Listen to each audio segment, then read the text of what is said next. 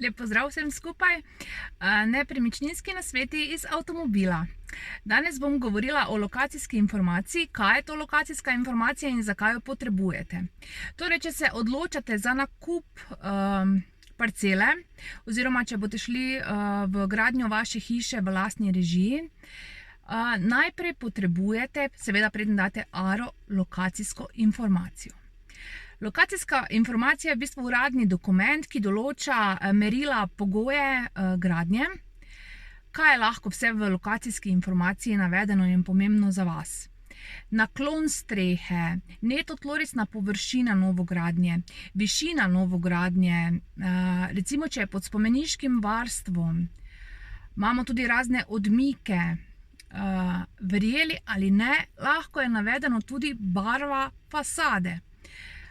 Seveda to ni v vseh lokacijskih, ampak v nekaterih boste tudi to našli. Tako da, number one zadeva pred nakupom parcele, lokacijska informacija.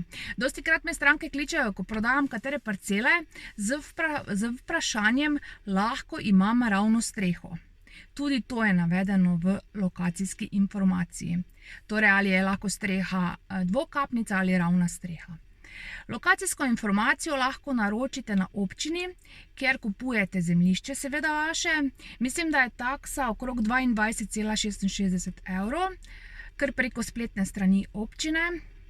Pazite, da ni lokacijska informacija stara par let, saj se te zadeve seveda spreminjajo z raznimi občinskimi odloki in akti. Tako da, lokacijska informacija.